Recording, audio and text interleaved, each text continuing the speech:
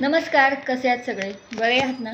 तुमच्या इच्छा, आकांक्षा, मनोकामना गणपती बाप्पा पूर्ण करू देत आणि तुमचा हा दिवस खूप छान जाऊ दे.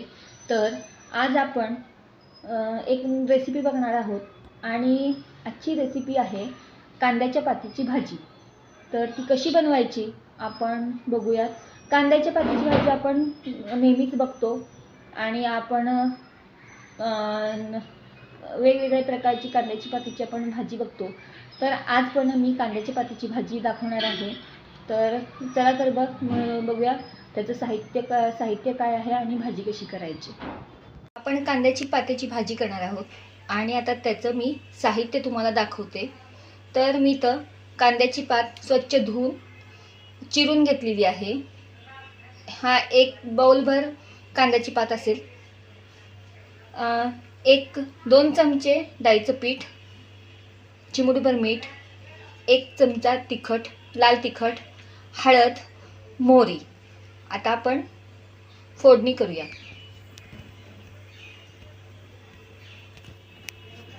तर मी इथं कढई तापत ठेवली आहे. लोखंडी कढई घेतली आहे मी, त्यामुळं कारण का लोखंडी कढईमुळं आयर्न वाढतं आपल्या अंगातलं आणि पालेभाज्या पण सुंदर होतात या लोखंडी कढईत.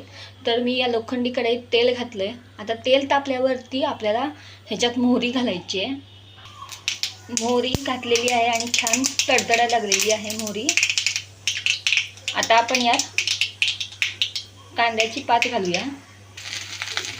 मी कांद्याची पात घातलेली आहे. आता आपण ह्याला परतवून घेऊया. आपण ही पात आता परतली आहे. आता यामध्ये आपण हळद टाकूया. आपण हळद टाकलेली आहे हे बघा. आणि आता आपण परत एकदा परतवून घेऊया. ही अशी छान परतवून घ्यायची आहे. आता यामध्ये आपण तिखट घालूया.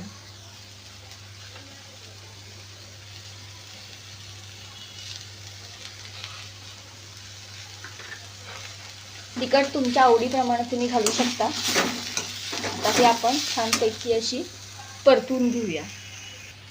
आता यामध्ये आपण डाळीचं पीठ घालणार आहोत. पण डाळीचं पिठात मी पाणी घालून त्याला मस्त असं फेटून घेतलेलं आहे.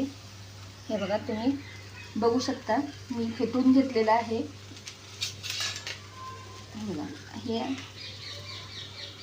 हे असं फेटून घ्यायचं. आता हे फेटलेलं आपण भाजीमध्ये घालूया. हे बघा, मी आता भाजीमध्ये घातलेलं आहे आणि आता हे आपण छानपैकी हलवून घेऊया.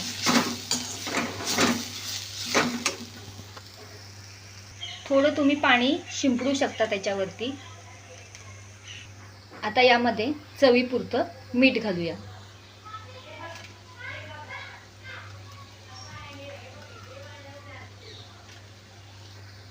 आणि आता आपण ह्याला मिनिटभर परतवून वाफ काढून घेणार आहोत. आता मी मिनिटभर परतलेलं आहे.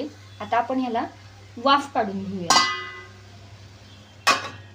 मी झाकण ठेवलेलं आहे.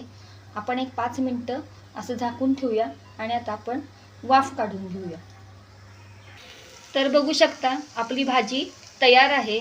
मी 5 मिनिटं वाफ काढलेली आहे याला आणि आपली आता भाजी मऊ अशी छान शिजलेली आहे.